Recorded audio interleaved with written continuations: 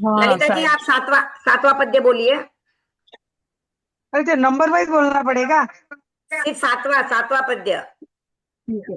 सही सजोड़े दीक्षा लेनी, मनोमना संकल्प करियो। आगे। आगे। तब लग सील सजोड़े पालिया, ओ पिण व्रत विकल्प धरियो। हो संता पारंपियो एकांतर तप दुकर कार हो, तेरा पंथ राय देवता। मैं तो बोल जाती तो भूल जाती, बाकी मेरे को पूरा याद है ऐसे। नहीं नहीं, कोई बात नहीं, ये तो सबके साथ हो सकता है कि लर्न करने के बाद भी भूल जाए। हाँ, प्रारंभ्यो। समझ नहीं सर मैंने। प्रारंभ्यो। प्रारंभियो। हाँ। प्रारंभियो हाँ। एकांतर दुक्कर कार हो ना। एकांतर तप दुक्करकार हो। करकार प्रारंभियो एकांतर दुक्कर कार हो। तप तप भी है ना, प्रारंभ्यो एकांतर तप दुक्करकार हो। दुक्कर कार हो। रेखा जी, नौवा पद्य बोलिए।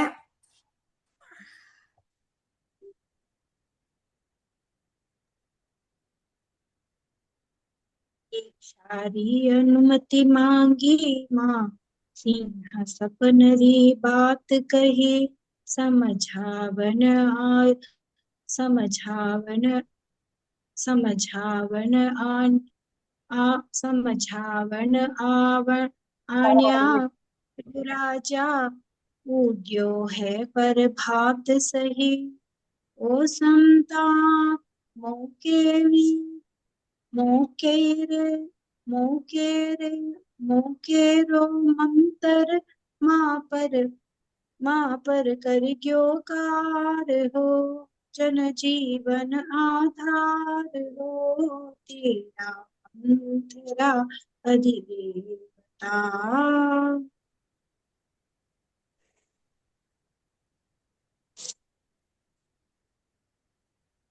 सही है भाभी। राइट है। ठीक सही है। है भाभी, सुना। हाँ हाँ हाँ, ठीक है, सुना सुना, बराबर है। चलिए, और चंदन मरलेचा, अनम्यूट कीजिए आप। हाँ, कर दिया मैंने। आप जय चौथा वाला। जिनेन्द्र। जय जिनेन्द्र, आप चौथा वाला पद्य बोलिए।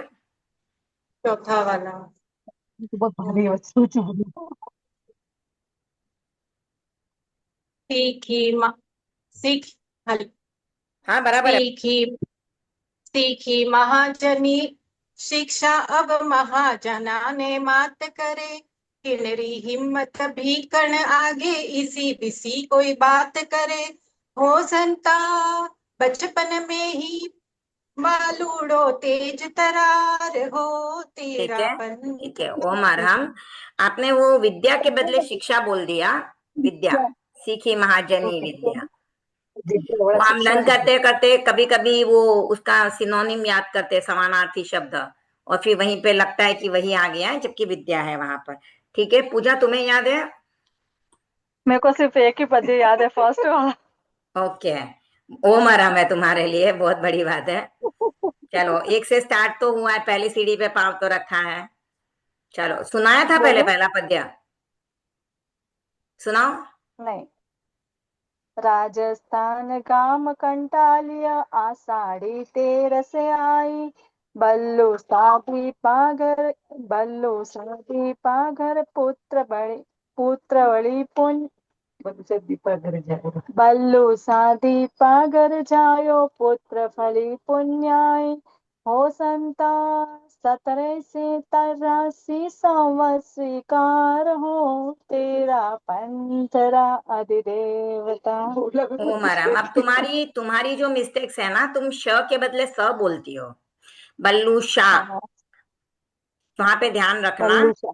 हाँ। और हम्म, ठीक है, कोशिश बहुत अच्छी है, पहली सीढ़ी पे पैर रखा है, कोई बात नहीं है, अच्छी बात है। बाकी बाकी लोग जो जुड़े हैं, उनके हैंड रेज नहीं है, उनको जितने भी लर्न है सुना सकते हैं। देखिए, जैसे इनको अभी सिर्फ पहला ही याद था, तो उन्होंने बोला मुझे पहला ही याद है, तो आप लोग भी ऐसे बोल सकते हो, मुझे इतने ही याद है। आप सुनाएंगे, देखिए आपका कॉन्फिडेंस बढ़ेगा। आप नहीं सुनाओगे, मैं तो आगे क्लास ले लूंगी, कोई दिक्कत नहीं है मुझे, लेकिन आप लोग सुनाओगे, आपका कॉन्फिडेंस बढ़ेगा, कहाँ पे आपकी मिस्टेक्स हो रही है वो आपको पता चलेगा। तो और कोई सुनाना चाहते हैं तो, नहीं तो इनसे ही पूछती हूँ मैं आगे के पद्य फिर। ठीक है, चलिए चंदन जी, चंदन जी, आपका नाम चंदन ही है कि और किसी के नाम से जुड़े हुए हो? अनम्यूट कीजिए, सुनाई नहीं दे रहा क्या बोल रहे हो। ना, सॉरी, मेरा नाम ही चंदन है। अच्छा, ये भी गर्ल्स और लेडीज और मेल का होता है, ये पहली बार ही सुना है। लेडीज का नाम हाँ, चंदन, नहीं, चंदन। चंदन बाला जी तो है ही है वैसे तो, बट सिर्फ चंदन नाम नहीं सुना है। हाँ, ठीक है, चलिए चंदन जी आप सुनाइए 8वां पद्य। आठवां। दीक्षारी दीक्षारी अनुमति मांगी नहीं, माँ ये तो सिद्ध अभी कथन री। 9वां सुनाया ना उन्होंने। इसके पहले। 8वां सुनाना है। हम्म। नियति योग। हाँ। नियति योग। नियति योग पत्नी वियोग नश्वरता तनरी पहचानी। क्लास। समयम गोयम समयम गोयम माप माइये मुखर हुई आगम वाणी। हो संता अब तो क्षण क्षण भी बीते भारी भार हो तेरा पंथ। करेक्ट। रा अधिदेव। ठीक है, सही है। चलिए अब ललिता जी सुनाएंगे, ललिता जी राठौड़, आप सुनाइए तीसरा पद्य। तीसरा वाला। हम्म। होनहार बिरुआ में चिकना पात बात में ख्याति है। मैं तो भूल ही जाती हूँ यार। हाँ बोलो ना। उगन तो। उगन तो ही तेज तपे रवि। उगन तो ही तेज तपे रवि उदाहरण नव जाति है। ओ संता पारंब्यो प्रतिभा उत्पत्तिया पाई अपार हो तेरा पंथ अधिदेव। ऐसे बार बार दूसरों का सहारा लेने का सोचोगे तो फिर वही हाँ आदत रहेगी। सहारा मत लीजिए, आपको सही जैसे सही आता है बात है। आपको जैसे आता है वैसे बोलिए, गलत तो गलत, कोई फर्क नहीं पड़ रहा है। अभी तो हम सीखने के मोड़ पे चल रहे हैं ठीक ना, है। तो सीखने में गलत हो सकता है। अच्छा ठीक है। मैं तो कहती हूँ कि सीखने के बाद भी किसी का गलत हो सकता है, ऐसा नहीं है कि सीख लिया पूरा आ गया फिर भी गलत नहीं हो सकता है। हो सकता है, गलतियां कर बराबर। करके ही तो इंसान सीखेगा। लेकिन आप दूसरे के सहारे की आदत मत रखिए, आप अगर आदत रखेगा आपको हमेशा वहीं पे देखने की जरूरत पड़ेगी। सही सही खुद बात से है। बोलिए, जितना सही बात। रॉन्ग आए कोई दिक्कत नहीं, ठीक है। ओमर हम आपके लिए। रेखा जी ओके। आप छठा पद्य सुनाइए। यहाँ पर ऊपर नीचे नहीं जाए। अब आए आकार हो आप। छठा पद। 6th।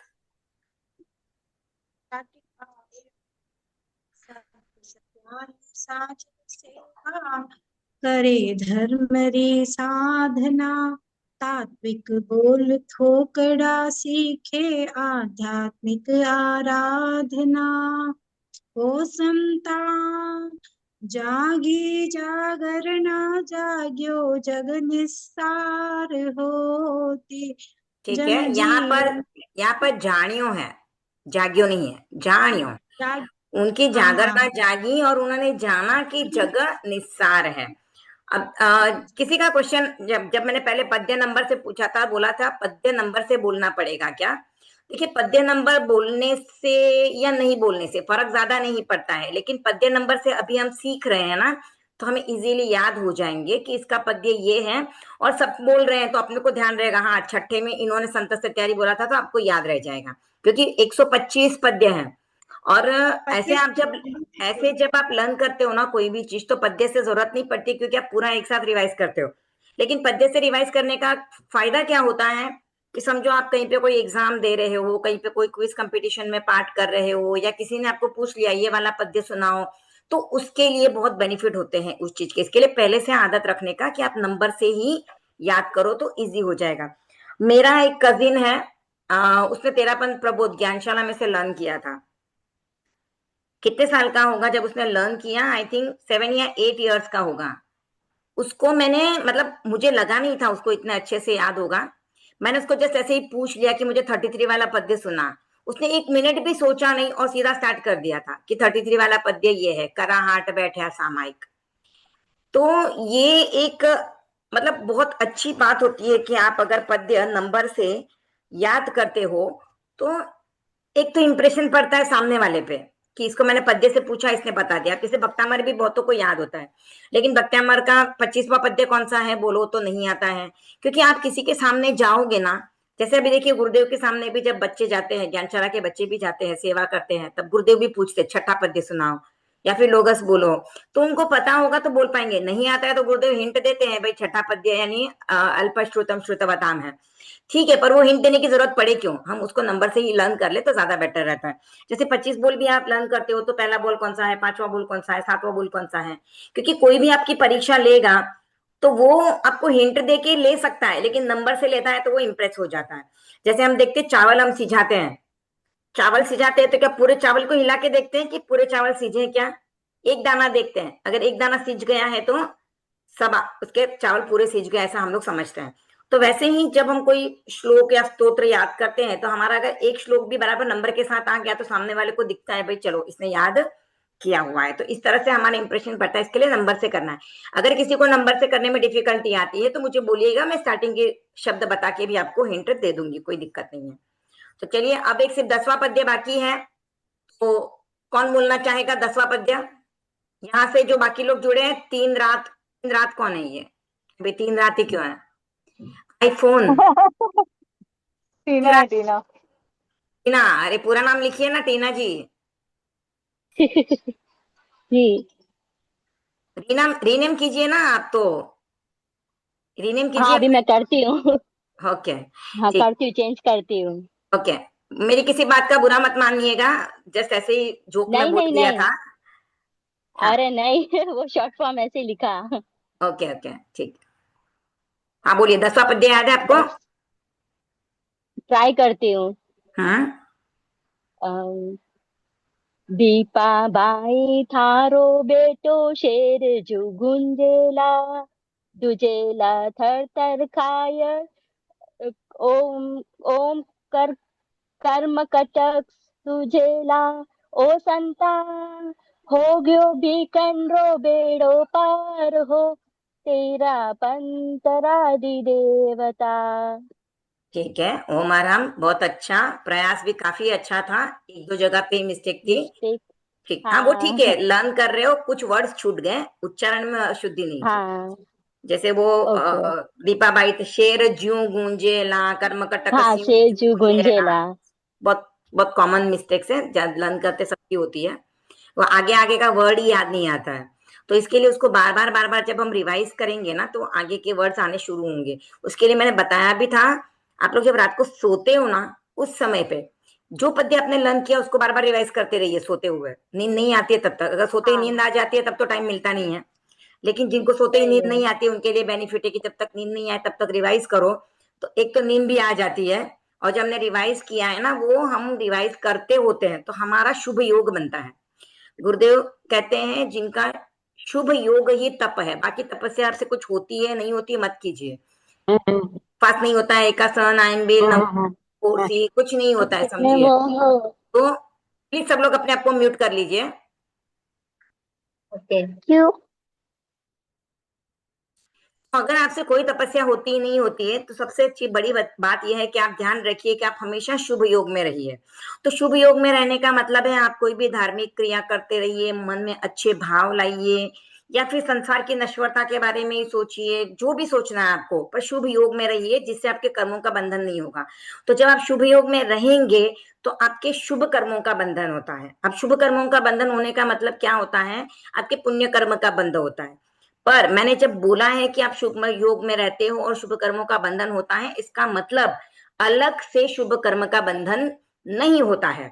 आपने कोई भी शुभ प्रवृत्ति की है, शुभ प्रवृत्ति करने के कारण आपके कर्मों की निर्जरा हुई और इसके लिए आपके पुण्य का बंधन हुआ। क्योंकि यहाँ पे बहुत सारे लोग मिस्टेक ऐसा कर लेते हैं कि पुण्य का अलग से बंधन हो गया। अलग से बंधन नहीं होता, क्योंकि हम प्रवृत्ति सिर्फ दो प्रकार की करते हैं, या तो शुभ होती है या अशुभ होती है। तो अगर शुभ प्रवृत्ति कर रहे हैं तो हमारे शुभ कर्मों का बंध होगा, उससे कर्मों की निर्जरा होगी और पुण्य कर्म का बंधन होगा। और अगर हम अशुभ प्रवृत्ति कर रहे हैं तो सीधे सीधे पाप कर्म का बंधन होगा। हमने त्याग नहीं किए हैं तो हम लोग कर लेते हैं। सब लोग हाथ जोड़ लीजिए, जिनकी जैसी धारणा हो, 4 आहार 3 आहार के करने हो वो त्याग कर सकते हैं। हम लोग लगभग 40 मिनट 45 मिनट्स का त्याग कर लेते हैं। 45 मिनट्स तक देवगुरु धर्म की आज्ञा से चारों यार के सुखे समाधि त्याग है। तो अगर आप शुभ प्रवृत्ति कर रहे हो तो उसकी वजह से आपके कर्मों की निर्जरा होती है और उसके बाद आपके पुण्य कर्म का बंध होता है। अभी आप लोग अपने हैंड्स नीचे ले सकते हो, लोअर योर हैंड्स, अगर कोई डाउट है तो क्वेश्चन पूछिएगा। तो ये हमने 1 से 10 तक के पद्य किए। 1 से 10 तक के पद्य में आपको जैसे नंबर से याद रखना है, सीक्वेंस से याद रखना है, तो आप लोग, ये तो ऐसे घटनाएं हैं, तो घटनाओं को रिलेट करके भी कर सकते हो कि उनकी दीक्षा हुई, उसके बाद उन्होंने संत सतियों की सेवा करनी शुरू कर दी, फिर उन्होंने संकल्प लिए, फिर उनकी पत्नी की मृत्यु हुई, उसके बाद उन्होंने अनुमति मांगी, फिर उसके बाद उनको रघुनाथ जी समझाने को आए। तो इस तरह से भी आप सीक्वेंस बना सकते हो। जैसे पिक्चर देखते हैं हम लोग, तो पिक्चर देखते हुए कैसे हमारे माइंड में एक पूरी स्टोरी फिट बैठ जाती है, तो हमें भी उस तरह से इसकी स्टोरी बिठानी है। 13 प्रबोध काफी इजी है, अगर हमारे माइंड में स्टोरी फिट बैठ गई तो आराम से हमें पद्य भी लर्न हो जाएंगे, कोई दिक्कत नहीं आएगी। तीसरी लाइन याद करते समय उसको रिलेट करना थोड़ा हमको सीखना पड़ेगा, उसकी आदत डालनी पड़ेगी, और बार बार रिवाइज करेंगे तो उससे हो जाएगा धीरे धीरे। हमने 1 से 10 तक के पद्य किए हैं, आज 11वां पद्य कर रहे हैं, 11 से लेकर 15 तक के पद्य। पहले उच्चारण करेंगे, अर्थ समझेंगे और फिर एक साथ उच्चारण कर लेंगे, क्योंकि राग तो आप सबको आ ही रही है, तो राग के लिए इतना डिफिकल्टी नहीं है। पद्यों का, शब्दों का उच्चारण और फिर उसका अर्थ समझ रहे हैं। रामचरण जी भीखण जी रई मैत्री रो संबंध हो। संबंध एक साथ वैराग साधने रो कल्पित अनुबंध हो।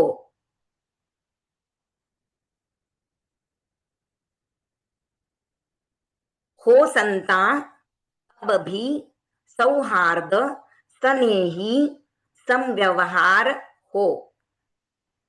हो संता दोनों निर्गुण पूजारा पक्षधार हो। यहाँ पर 11वें पद्य में अब बात आ रही है, आचार्य भिक्षु को आज्ञा मिल गई दीक्षा की, उनकी दीक्षा हो गई। अब थोड़ा हिस्ट्री में जा रहे हैं, पास्ट में जा रहे हैं कि आचार्य भिक्षु जब अपनी बुआ के घर जाते थे तो उनके एक मित्र थे रामचरण जी। तो रामचरण जी ढूंढाड़ गांव के रहने वाले थे और भीखन जी की बुआ भी उसी गांव की थी। तो वे वहां पे जाते थे तो उनका मिलना इनसे होता था। हालांकि रामचरण जी जो हैं वो आचार्य भिक्षु से एज में बड़े थे, लेकिन फ्रेंडशिप होने के लिए या मित्रता होने के लिए एज कोई मैटर नहीं करती है। अगर हमारी थिंकिंग मिल जाती है तो हम उनसे कंपैटिबल हो जाते हैं और हमारी मित्रता हो जाती है। तो सेम हुआ आचार्य भिक्षु के साथ भी। सॉरी, आचार्य भिक्षु की बुआ का गांव का नाम था सोढ़ा, जो ढूंढाड़ राज्य के अंतर्गत आता है। तो उस गांव में रामचरण जी रहते थे और वहां पर भिखन जी की बुआ का घर था, तो वे वहां पे जाते और कुछ दिन ठहरते। पहले लोग ऐसे जाते थे तो बहुत बहुत दिनों तक रहते थे, क्योंकि स्कूल नहीं होती थी, एक्स्ट्रा क्लासेस नहीं होती थी, और तो इसलिए उनको टाइम भी मिल जाता था कि उतने दिन वहां पे रुक सके। अभी तो स्कूल्स की वजह से टाइम नहीं मिलता है, और स्कूल्स की अगर सैटरडे संडे छुट्टी होती है तो एक्स्ट्रा क्लासेस बहुत सारी हो जाती है, तो उससे भी टाइम नहीं मिलता है बच्चों को जाने के लिए। गर्मी की छुट्टियों में वगैरह जाते होंगे तो ठीक है, वैसे जाते हैं। पर आजकल का टाइम कैसा है, फ्लैट सिस्टम है, तो आजू बाजू वाले घरों में कौन रहता है वो पता ही नहीं रहता है। गए अपने बुआ के बच्चों के साथ खेल लिए, उतना ही पता चलेगा, या मामा के बच्चों के साथ खेल लिए, मौसी के बच्चों के साथ, उनसे मिलके आ जाते। ये भी बहुत बड़ी बात है। नहीं तो धीरे धीरे तो टाइम ऐसा आ रहा है कि पता ही नहीं रहता है। ठीक है, रियल अपने जो होते हैं मामा मासी बुआ, उनके बच्चों का पता होता है, लेकिन कजिन्स जो होते हैं, कजिन मामा मासी, उनके बच्चों के पता ही नहीं होते, नाम भी नहीं पता होते और कांटेक्ट भी नहीं होता है। धीरे धीरे सब कुछ सीमित होता जा रहा है। पर उस समय पे ऐसा था कि लोग बहुत बहुत दिनों तक रहते थे, इसके लिए गांव में कौन कहाँ का है वो भी पता रहता है। हमारे जो पहले पूर्वज, हमारी पहले की पीढ़ी थी, उनको अगर एक नाम बता तो एक गाँव का, तो वो बता देते थे इस गाँव का ये है, इसका ये था, ये यहाँ पे पड़ा हुआ है, इसने ये किया है, सब कुछ पता चल जाता था। आजकल तो हम लोगों को अपने बच्चों के रिश्ते करने हो और इन्फॉर्मेशन निकालना हो तो भी बहुत मुश्किल हो जाती है। कैसे इन्फॉर्मेशन निकाले, कैसे पता चले कौन कैसा है और क्या है, या किसके घर में बच्चे शादी लायक है, किसके घर में नहीं है, वो भी हमें पता नहीं चलता। इसके लिए शादी ब्याह करना भी मुश्किल होता जा रहा है। तो ये उस समय की स्थिति वैसी नहीं थी। तो उनके मित्रता थी, तो उन दोनों की मित्रता में दोनों बातें करते थे, तो उस बातों में दोनों का दिखाई देता था कि दोनों को वैराग है और दोनों को दीक्षा लेने की भावना है। तो उन दोनों ने क्या डिसाइड किया था उस समय पे कि हम दोनों एक साथ दीक्षा लेंगे, जहां पर भी दीक्षा लेंगे दोनों साथ में ही करेंगे। तो ये उन्होंने एक कल्पित यानी एक इमेजिनरी अनुबंध करके रखा था कि हम दोनों एक साथ में दीक्षा लेंगे, लेकिन स्थितियां जैसे हम सोचते हैं वैसी नहीं होती है। तो इन्होंने भी जो सोचा था वैसा कुछ हुआ नहीं। भिखन जी की भी शादी हो गई। अब भिखन जी की शादी हो गई, उसके बाद कोई ऐसे सोचेगा थोड़ी कि शादी होने के बाद कोई दीक्षा ले सकता है। तो फिर भिखन जी भी अपनी घरेलू लाइफ में बिजी हो गए और उसके बाद इनका मिलना थोड़ा कम हुआ, बुआ के घर जाना कम हो गया भिखन जी का। तो रामचरण जी का तो मन था दीक्षा लेने का, तो उन्होंने अपनी दीक्षा ले ली और उसके 3 महीने बाद भिखन जी ने दीक्षा ली। अब रामचरण जी ने जो दीक्षा ली, उनका कांटेक्ट जब भिखन जी से कांटेक्ट छूटा तो उनका कांटेक्ट जो है वो राम स्नेही संप्रदाय के कृपा राम जी के साथ हुआ और उनसे उन्होंने दीक्षा ग्रहण कर ली। फिर भिखन जी ने रघुनाथ जी से दीक्षा ली। अब दीक्षा होने के बाद ऐसा हुआ, रामचरण जी के साथ क्या हुआ कि उन्होंने जिनके संप्रदाय में दीक्षा ली थी वहां उनका कुछ मतभेद हो गया, और मतभेद हो गया तो उनका वहां से एक मेले में गए थे तभी कुछ मतभेद हुआ तो वो वहां से अलग हो गए। जब वो वहां से अलग हो गए तो उन्होंने राम स्नेही परंपरा में दीक्षा ली थी, पर राम स्नेही परंपरा में ही उन्होंने शाहपुरा शाखा का प्रारंभ किया। तो ये भी एक आचार्य बन गए रामचरण जी। भिखन जी भी दीक्षा लेने के बाद 7 वर्ष तक लगभग रघुनाथ जी के साथ रहे और उसके बाद वे भी वहां से अलग निकले और उनका भी तेरा पंथ संप्रदाय शुरू हो गया। तो दोनों ने जो साथ में कल्पित अनुबंध किया वो साथ में दीक्षा तो नहीं ले पाए, लेकिन दोनों ने ही दीक्षा तो ली और दोनों ने ही एक अलग संप्रदाय का शुरुआत किया। अब ये पद्य जो है 11वां, इसमें हो संता नाम से 2 लाइन्स हैं। यहाँ पे 3rd लाइन में कहा जा रहा है कि उनकी दीक्षा भले ही अलग जगह पे हुई लेकिन कहीं ना कहीं मिलना होता रहता था, एक दूसरे से आपस में पत्र व्यवहार होता रहता था, तो उसमें उनका सौहार्द, स्नेह भी रहता था और आपस में व्यवहार भी चलता रहता था। सौहार्द मतलब क्या होता है? एक दूसरे से परस्पर प्रेम का व्यवहार रखना, एक दूसरे के प्रति शुभ भावना भाना, एक दूसरे के प्रति अच्छी बातें करना। तो ऐसा उनके बीच में समव्यवहार चालू था। और यहाँ पर एक ऐसा आता है कि उन्होंने जो रामचरण जी थे उन्होंने अपने एक पद्य में तेरा पंथ का नाम भी लिया था, जिसमें ऐसा कहा गया है कि सो ही तेरा पंथ। तेरा पंथ का मतलब ही लोग क्या करते हैं कि जिसको कोई मेरा नहीं कहता है। मेन दिक्कत क्या है, हम जब मेरा मेरा करते हैं, मैं मेरा, तभी हमें अहम आता है और तभी हमारा राग उस चीज से जुड़ता है, फिर हमारे कषाय उठते हैं, क्रोध आता है, मान माया लोभ आता है। जैसे अगर मेरी कोई चीज टूट जाए, मेरा वास टूट जाए या मेरा कोई चश्मा टूट जाए, तो मेरा चश्मा टूटा, ये जब अनुबंध अपना उसके साथ भाव जुड़ता है तो हमें गुस्सा आता है। लेकिन वही अगर मुझे पता चले पड़ोसी का चश्मा टूटा है तो मुझे गुस्सा नहीं आता है। तो जब मेरा लगता है तब गुस्सा आता है, तब मान आता है, मैंने ऐसा काम किया, ऐसा लगेगा तो अभिमान आता है। मुझे ये वस्तु प्राप्त करनी है तब माया करने का मन करता है, या मुझे ये वस्तु चाहिए तो लोभ आता है कि अरे मुझे कैसे मिल सकती है। तो इसके लिए तेरा पंथ के नाम में ही है कि आसक्ति को छोड़ दो, ये मेरा पंथ नहीं है, ये तेरा पंथ है। यानी प्रभु ये तुम्हारा पंथ है, तुमने जो पंथ दिखाया उस पर मैं चल रहा हूँ और धीरे धीरे मैं भी तुम्हारी तरह बन जाऊंगा। यानी मेरा मेरा नहीं कहा जाता है। इसीलिए तो माननीय प्रधानमंत्री जी ने भी कहा था तेरा पंथ मेरा पंथ बन जाए, यानी मैं भी उस पंथ पर चलने वाला बन सकूं। और उसके बाद आता है कि दोनों ही निर्गुण पूजारा पक्षधार हो।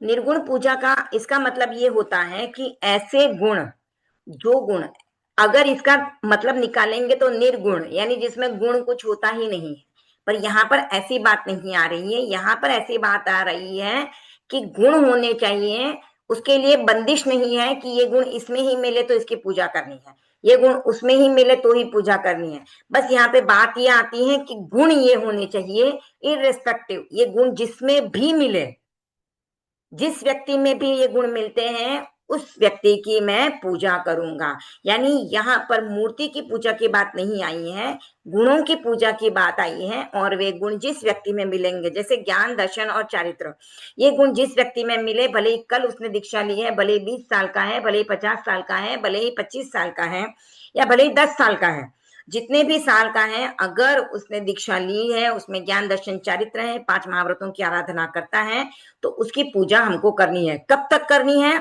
जब तक उसमें वे गुण हैं। अगर उसमें से वे गुण चले गए या उसने अपनी दीक्षा छोड़ दी, दीक्षा छोड़ के संसार अवस्था में आ गया, तो उस व्यक्ति की पूजा हमको नहीं करनी है। या फिर हम जिस आचार्य को मानते हैं उस आचार्य की आज्ञा में वे नहीं है, उस आचार्य की उतरती बात करते हैं, उनकी निंदा करते हैं, तो भी उनकी पूजा हमको नहीं करनी है। हमें उनको सावधान करना है कि आप ये गलत बात कर रहे हो। तो ये गुण जो है जिस व्यक्ति में मिले, जो व्यक्ति उनकी आराधना कर रहा है, उसकी हमको उनकी पूजा करनी है। और दोनों ही उसी निर्गुण पूजा के पक्षधर थे, रामचरण जी भी और भीखण जी भी। 12वां पद्य। भीखण मुनि बण रघु चरणा में, भीखण मुनि बण रघु चरणा में, शास्त्रारो स्वाध्याय करे, कथनी करणी रो अंतर, लख मानस में संशय उभरे, हो संता उमड़ियो दुर्वार, जिज्ञासा रो ज्वार हो। अब क्या हो गया, जब दीक्षा हो गई, दीक्षा होने के बाद क्या होता है, सबसे पहले साधु साध्वी जो होते हैं नव दीक्षित, उनको साधुओं के आचार विचार के बारे में बताया जाता है कि हम क्या आचार को फॉलो करते हैं, कैसे उठना है, कैसे बैठना है, कैसे चलना है। तो सबसे पहले उनको 10वें कालिक आगम का अध्ययन करने को कहा जाता है।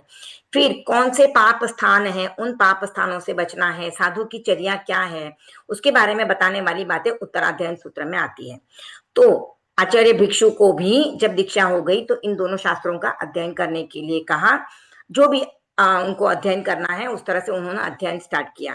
जब उन्होंने अध्ययन स्टार्ट किया तो उस समय पे उनको पता चला कि शास्त्रों में तो बताया जाता है कि इस तरह से क्रिया होनी चाहिए, ऐसा करना चाहिए, इस तरह से साधु को रहना चाहिए, साधु को खाते गोचरी लाते समय इन बातों का ध्यान रखना चाहिए, दीक्षा अगर हुई है तो किस तरह से दीक्षा होनी चाहिए, किस स्थान में ठहरना चाहिए। इन सब बातों को जब वे शास्त्रों में पढ़ रहे थे तो उनके मन में डाउट्स आ रहे थे और उनको दिखाई दे रहा था कि हम कह तो कुछ और रहे हैं, मतलब शास्त्र कुछ और कह रहे हैं और हम कर कुछ और रहे हैं। तो ऐसा जब उन्होंने देखा तो उनके मन में लाखों संशय उभर रहे थे कि ये क्यों, ये ऐसा क्यों, वह ऐसा क्यों। क्योंकि जब उन्होंने दीक्षा ली थी उसके पहले जब उन्होंने सब संप्रदायों को जाके परखा था तो उस समय पे उन्होंने बस देखा ऐसा हो रहा है, वैसा हो रहा है। तो उनके मन में जब डाउट्स आ रहे थे तो ये जो उनकी जिज्ञासा उठ रही थी, उनको ये नहीं था कि गलत हो रहा है तो मैं आचार्य से अलग हो जाऊं या कुछ करूं, पर उनको लग रहा था कि भाई मुझे ये जिज्ञासाओं को शांत करना है। तो उनका ज्वार उठ रहा था। यहाँ पे ज्वार का मतलब है तूफान, वेग से पानी का प्रवाह जो आता है उसको भी ज्वार बोलते हैं, ज्वार और भाटा।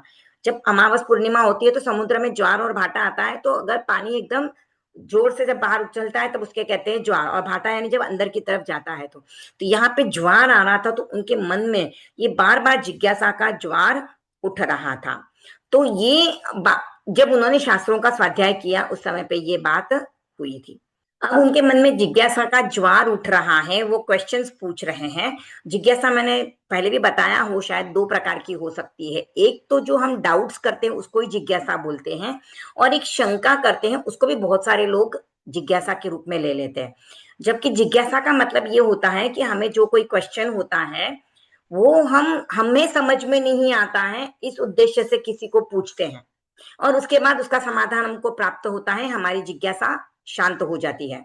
कभी कभी क्या होता है, हम किसी को कुछ समझने के लिए पूछते हैं, उन्होंने जो बताया हमको समझ में नहीं आता है, ऐसा भी हो सकता है। तो हम उसके प्रति ऐसा डाउट नहीं लेते हैं कि इसने जो बताया वो गलत है।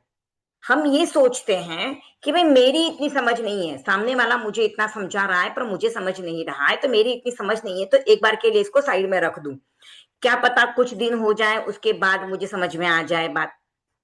तो ऐसा भी हो सकता है। अब कोई लोग किसी को क्वेश्चन पूछते हैं तो उनका उद्देश्य ये रहता है कि सामने वाले को इसका आंसर नहीं आए, वो आंसर नहीं दे पाए, और उसको नीचा दिखाने की कोशिश करने के लिए कोई लोग क्वेश्चंस पूछते हैं। तो इस तरह की जिज्ञासा जो की जाती है वो अच्छे उद्देश्य से नहीं की जाती है, उनका उद्देश्य सामने वालों को नीचा दिखाना है। तो ऐसी जिज्ञासाएं नहीं करनी चाहिए। भिखण जी के मन में जो जिज्ञासाएं आ रही थी वो ऐसे और इसलिए नहीं आ रही थी कि रघुनाथ जी कुछ गलत कर रहे हैं, वो मुझे जानबूझ के उनकी गलतियां पकड़नी है, या इन लोग के आचार विचार में मुझे जानबूझ के गलतियां निकालनी है, तो उनका उद्देश्य वो नहीं था। उन्होंने आगम पढ़ा, आगम पढ़ने के बाद उनको लगा कि नहीं, यहाँ पे कुछ तो अलग हो रहा है, आगम कुछ और बोल रहे हैं, हम अलग कर। इसके लिए उन्होंने जब अपनी जिज्ञासाएं रघुनाथ जी से पूछी, तो रघुनाथ जी ने क्या सोचा वो इस पद्य में है। रघुवर सोचई आप भीरु वैरागी जिणस्यु जिज्ञासा, बड़ो विनीत भक्त है इणस्यु है मोटी मोटी आशा, हो संता भीखण खींचई गहरो शास्त्रारो सार हो। रघुनाथ जी को क्या लग रहा है कि पाप भीरु वैरागी है, यानी इसको पाप से डर लगता है, ये सोचता है कि मेरी आत्मा का कल्याण हो, मेरे कोई पाप कर्म नहीं लगे, इसके लिए ये इतनी जिज्ञासाएं कर रहा है। उनको ये नहीं लग रहा था कि इसके मन में कहीं तो भी उथल पुथल चल रही है कि हम गलत कर रहे हैं, लिखा कुछ और है।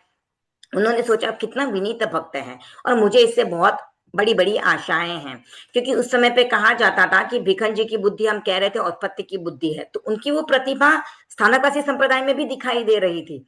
तो सब लोग ऐसे कहते थे कि रघुनाथ जी के बाद तो यही आचार्य बनने वाले हैं, तो उनको वैसे भी वहां पर भी आचार्य पद मिल ही जाता था। तो भिखन जी तो भी जिज्ञासा पूछते जा रहे थे, समाधान हो रहा था या नहीं हो रहा था, लेकिन वो क्या कर रहे थे, शास्त्रों का सार लेते जा रहे थे और गहराई से अध्ययन करते जा रहे थे।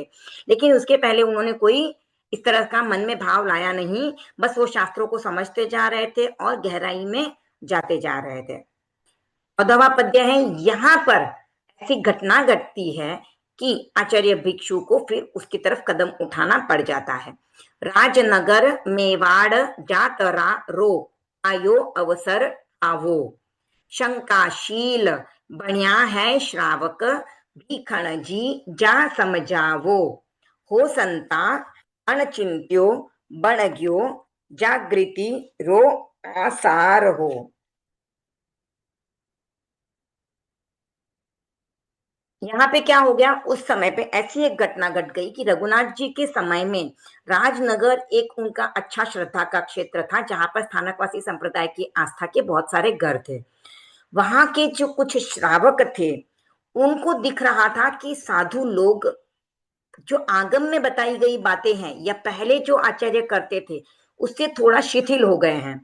वे लोग मतलब दोषों का सेवन कर रहे हैं। तो अब जो दोषों का सेवन कर रहे हैं, तो इस समय पे उन लोगों ने क्या किया कि भाई साधुओं से कुछ वार्तालाप की होगी या नहीं की होगी, पर उन लोगों ने बहुत दिनों तक देखा और उसके बाद कहा नहीं, ऐसे साधुओं को हमको वंदना नहीं करनी है, और उन्होंने वंदना व्यवहार करना छोड़ दिया। तो उनमें जो श्रावक थे, एक थे चत्रोजी पोरवाल और बच्छराज जी ओसवाल, ये मुख्य थे जिनको तत्व की कुछ थोड़ी बहुत समझ थी। अब ऐसा हम भी कर सकते हैं, अगर कोई साधु में हमको गलती दिखाई दे तो हम उसको बता सकते हैं, पर वो बताने के लिए पहले हमें तो उतनी नॉलेज होनी चाहिए कि साधुओं का क्या आचार है। ये अगर हमें पता हो और हमें पूरा पक्का नॉलेज हो, तभी उन पे हम अंगुली उठा सकते हैं, वरना हमें तो पता है नहीं कुछ भी और हम बोलना शुरू कर देते हैं।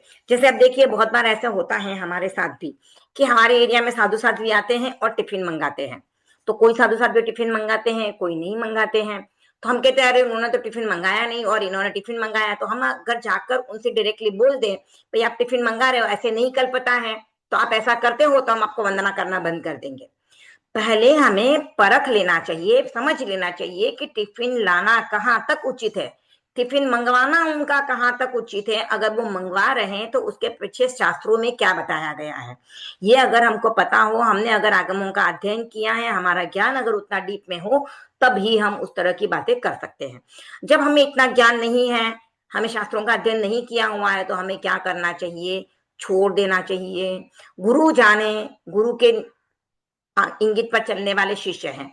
अगर गुरु ने इनको बताया होगा तो ये करते होंगे, नहीं बताया होगा तो ये करते होंगे, तो ये जाने, हमें उससे कोई मतलब नहीं है। हमें तो हमारे गुरु की आज्ञा में चल रहे हैं, हमारे उस काम को हमें पूरा करना है। जहां कहीं पर भी हमें लगता है, क्योंकि साधु साध्वी अगर टिफिन मंगा रहे हैं तो बहुत बार ऐसा होता है उन्होंने गुरु से आज्ञा ली हुई होती है कि भाई हमारी ये दिक्कत है और हम टिफिन लेके हम टिफिन मंगवा के खा पाएंगे। तो इस तरह से वो आज्ञा लेते हैं और फिर वो काम करते हैं। अब वो आज्ञा लिए उसके बाद भी उनको आलना लेनी पड़ती है, यानी वो तो उसका प्रायश्चित लेकर शुद्ध हो जाते हैं। लेकिन हम मन में शंका रख के अगर काम करेंगे तो हमारे लिए बहुत दिक्कत हो जाएगी। इसके लिए हमें या तो साधु साध्वियों से बात करके उसको क्लियर कर लेना चाहिए कि मत्स्यगंधा में पिछली बार जो साधु साध्वी आए थे उन्होंने टिफिन नहीं मंगाया, आप टिफिन मंगवा रहे हो तो उसके पीछे क्या कारण हो सकता है या क्या कारण है, और नहीं पूछ पा रहे हैं तो उसको डाउट को लिख लीजिए। जब आप ऐसे कोई साधु साधियों की सेवा करते हो, गुरुओं की सेवा करते हो, उस समय पे भी उसको क्वेश्चन पूछ सकते हो। कुछ भी नहीं समझ में आए तो व्यवहार समझ के उस काम को कर लीजिए, तो ऐसा हो सकता है। तो ये जो श्रावक थे ये बहुत ज्ञानवान थे, इनको पता था। तो ये शंका जब इनके मन में आई तो इन्होंने क्या किया, वंदना व्यवहार करना छोड़ दिया। तो अब रघुनाथ जी को जब पता चला कि राजनगर के श्रावक वहां पे जो साधु जा रहे हैं उनको वंदना नहीं कर रहे हैं, तो उन्होंने सोचा ये तो बहुत बड़ी गड़बड़ हो जाएगी, क्योंकि एक क्षेत्र अगर वंदना करना बंद कर देगा ये बातें दूसरे क्षेत्र तक पहुंचेगी, फिर दूसरे क्षेत्र भी वैसा ही करेंगे। क्योंकि ये बातें जो होती है ऐसी नेगेटिव बातें वो बहुत जल्दी फैलती है। उस समय पे भले ही आज की तरह मोबाइल, व्हाट्सएप, फेसबुक, ट्विटर कुछ नहीं था, लेकिन फिर भी ऐसी बातें फैलने में टाइम नहीं लगता था उस समय पे। ठीक है, आज की तरह फास्ट नहीं फैलती थी लेकिन उस समय भी फैल जाती थी। तो रघुनाथ जी को ये टेंशन हो गई कि अब क्या करें। तो उन्होंने क्या किया, भाई मैं तो अभी नहीं जा सकता हूँ लेकिन भिखण जी को भेज सकता हूँ, क्योंकि भिखण जी तो बहुत होशियार है और बहुत ही विनीत है, तो ये अपना काम करके आ जाएंगे। तो उनको जो भेजा गया इसमें तीसरी लाइन में बताया गया है, भिखण जी को भेजना, श्रावकों का शंकाशील बनना, ये सब क्या हो गया, अनचिंत्यो, सोचा नहीं था कि ऐसा हो जाएगा। लेकिन भिखण जी के कर्मों का क्षयोपशम, कि उनको सही योग मिलने थे, उनको सही साधना करने का मार्ग मिलना था, और इसीलिए अणचिंता, यह जागृति का आसार, अवसर उनको मिल गया। तो इसमें दिख रहा था कि कुछ अवसर इनके लिए आ गया है। अब भिखण जी वहां पर गए राजनगर में, उनके साथ उस समय पे 4 संत थे, टोकर जी, हरनाथ जी, भारमल जी और वीरभान जी। ये 4 संत उनके साथ थे और 5वें स्वयं भिखण जी। अब वे वहां पे गए, श्रावकों से बात की, श्रावकों ने अपनी जिज्ञासाएं उनके सामने रखी कि ऐसा होता है, ऐसा होता है। तब भिखण जी ने उनको बड़ी चतुराई के साथ ऐसे कह दिया कि क्या आप इन छोटी छोटी बातों में उलझ गए हो कि साधु ऐसा करते हैं, साधु वैसा नहीं करते हैं। तो अगर आप हमको वंदना करने छोड़ दोगे, हमसे कांटेक्ट छोड़ोगे, तो उसका क्या मतलब है। इससे अच्छा तो है कि आप हमसे कांटेक्ट में रहिए, हमसे चर्चा कीजिए, बैठिए, हमसे बात कीजिए। तो इससे क्या होगा, आपकी शंकाओं का समाधान हो जाएगा और आप वापस से धर्म के साथ जुड़ पाओगे। लेकिन आप वंदना करना छोड़ दोगे तो आप धर्म से दूर हो जाओगे, तो आप ऐसा मत कीजिए। तो इस चतुराई से श्रावकों को समझाया कि श्रावकों ने कहा कि देखिए, हमें आप पे पूरा विश्वास है, हमें दिखता है आपका वैराग भी सच्चा है, आप सही तरीके से पालने की कोशिश भी करते हो। इसके लिए एक बार हम आपकी बात सुनकर आपको वंदना व्यवहार शुरू करते हैं। तो ये क्या हुआ, जा धीरप स्यूं चतुराई स्यूं, सबने लिया प्रभाव में, यानी सबको प्रभाव में ले लिया कि सब श्रावक मान गए। शंका मूल मिटी नहीं, उनकी शंका जो थी वो मिटी नहीं थी, लेकिन फिर भी बह गया भावुक भाव में, क्योंकि श्रद्धा जो होती है, श्रावकों में श्रद्धा होती है, वह भावना से होती है। तो वह भावना उनको भावुक बना गई और वे उस भाव में बह गए। अयोजस बहुड़ायो वनना व्यवहार हो, अयोजस बहुड़ायो वनना व्यवहार हो, यानी भिखण जी ने श्रावकों को इस तरह से समझाया कि उनको यश मिला। सब जगह बात फैल गई कि भिखण जी आए, उन्होंने श्रावकों से चर्चा की और श्रावक वापस वंदना व्यवहार करना शुरू कर दिया है। तो उनका यश बहुत फैला और वंदना व्यवहार भी शुरू हो गया। तो इस तरह से आचार्य भिक्षु ने ये सब बातें उनके जीवन में अनायास ही घटित हो गई। दीक्षा हुई, उसके बाद उनके डाउट्स आए, राजनगर की घटना ये सब एक स्वाभाविक उनके जीवन में दौर चला। और उसके बाद से यहाँ 15 पद्य तक यहाँ पे आता है कि वे राजनगर में गए हैं और उसके बाद वहां पे लोगों से वंदना व्यवहार चालू हो गया। अब इसके बाद ऐसी क्या घटनाएं घटेंगी कि जिसकी वजह से आचार्य भिक्षु शास्त्रों का स्वाध्याय करेंगे, रघुनाथ जी से बात करेंगे, अभिनिष्क्रमण करेंगे, वो सब आएगा। तो ये 15 तक के पद्य हैं, हमने उच्चारण देखा। अब इसकी राग कर लेते हैं, एक बार 5वें पद्य एक साथ उच्चारण कर लेते हैं। राम चरण जी भीखण जी रे, मैत्री रो संबंध हो, एक साथ वैराग साधणैरो कल्पित अनुबंध हो संता। अब भी सौहार्द स्नेही संव्यवहार हो संता। दोनों निर्गुण पूजारा पक्षधार हो। यहाँ पर निर्गुण का मतलब मैंने बताया कि गुण जिस किसी में भी हो वो एक आता है, और दूसरा निर्गुण का अर्थ आता है निराकार पूजा, यानी जहां पर आकार की पूजा नहीं की जाती है, गुणों की पूजा की जाती है, उसे भी निर्गुण पूजा ही कहा जाता है। दो प्रकार की पूजा होती है, साकार पूजा, निराकार पूजा। साकार पूजा वो होती है जहां पर आकार देके उसकी पूजा की जाती है, जो मूर्ति पूजा के प्रसंग में आती है कि एक पत्थर को लिया जाता है, उसको मूर्ति का आकार दिया जाता है और फिर उसकी पूजा की जाती है। निराकार पूजा में आपके सामने कोई भी आकार नहीं होता है, आप अपनी विजुअलाइजेशन और इमेजिनेशन से सिर्फ गुणों का स्मरण करते हो कि अरहंत ऐसे होते हैं, सिद्ध ऐसे होते हैं, और उनकी पूजा करते हो। अब हमारा क्वेश्चन ये आ सकता है निर्गुण पूजा की बात जब आ रही, मैंने कहा निराकार और आकार, तो हम कहेंगे आचार्य तो हमारे सामने आकार है, उपाध्याय हमारे सामने आकार है, साधु हमारे साथ आकार है। पर वहां पर भी जैसे मैंने पहले भी बताया कि हम आचार्य, उपाध्याय और साधु की पूजा करते हैं, उनको वंदना करते हैं, ये सब हम भाव पूजा करते हैं। हम उनके चरणों में कोई द्रव्य नहीं रखते हैं, जैसे फूल नहीं चढ़ाते, पानी नहीं चढ़ाते हैं, हम उनके चावल की वगैरह कुछ ये करते नहीं हैं। हम उनकी भी पूजा कर रहे हैं जब तक मैंने कहा था कि उनमें गुण है। आचार्य जब महाप्रज्ञ जी थे तब हम महाप्रज्ञ की पूजा करते थे, उनको वंदना व्यवहार करते थे, भाव पूजा करते थे। अब महाश्रमण जी है तो महाश्रमण जी को कर रहे हैं। हम महाप्रज्ञ जी को अभी उस रूप में वंदना नहीं कर रहे हैं जिस रूप में वो अभी है, जहां पर भी हो, उनका जो भी अगला जन्म हुआ है, हम उनके अगले जन्म को वंदना नहीं करते। हम अगर स्मरण भी करते हैं तो हम आचार्य महाप्रज्ञ का 10वें आचार्य के रूप में, साधु के रूप में स्मरण करते हैं और उनकी भाव पूजा करते हैं। जैसे हम आचार्य भिक्षु को भी वंदन करते हैं, तो आचार्य भिक्षु को हम अभी 5वें देवलोक में, वो देव हैं, उस रूप में उनको वंदन नहीं करते हैं। हम उनको वंदन करते हैं कि आचार्य भिक्षु जब साधु बने थे, उसके बाद उन्होंने आचार्य बन गए, आचार्य बनने के बाद उनमें 5 महाव्रत थे, तो उस रूप को याद करके हम उनकी वंदना करते हैं, उनको भाव पूजा करते हैं। तो ये निर्गुण यानी निराकार पूजा का मतलब है कि आकार ही नहीं होता है, सिर्फ गुणों की पूजा हो जाती है। तो भाव पूजा के पक्षधार हम हैं। तेरा पंथ संप्रदाय भाव पूजा का पक्षधर है। हो संता दोनों निर्गुण पूजारा पक्षधार हो। भीखण मुनि बण रघु चरणा में शास्त्रारो स्वाध्याय करे। कथनी करणी रो अंतर लख मानस में संशय उभरे। हो संता उमड़ियो दुर्वार जिज्ञासारो ज्वार हो। रघुवर सोचई पाप भीरु वैरागी जिण स्यों जिज्ञासा। बड़ो विनीत भक्त है इण स्यों है मोटी मोटी आशा। हो संता भीखण खींचई गहरो शास्त्रारो सार हो। राजनगर में वाड़ जातरारो आयो अवसर ठावो। ठावो का मतलब एकदम परफेक्ट, ऐसा अवसर आ गया, हम लोग कहते हैं एकदम ठा बंद काम हुआ है, तो ये भी एकदम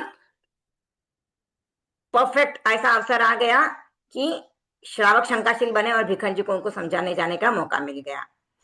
तो राजनगर में वाड़ जातरारो आयो अवसर ठावो। शंकाशील बन्या है श्रावक भीखण जी जा समझावो। हो संता अणचिंत्यो बन गयो जागृति रो आसार हो। जा धीर पस्यूं चतुराई स्यूं सबने लिया प्रभाव में। शंका मूल मिटी नहीं तो भी बह गया भावुक भाव में। हो संता पायो जस बहुड़ायो वनना व्यवहार हो। जन जीवन आधार हो तेरा पंथरा अधिदेवता।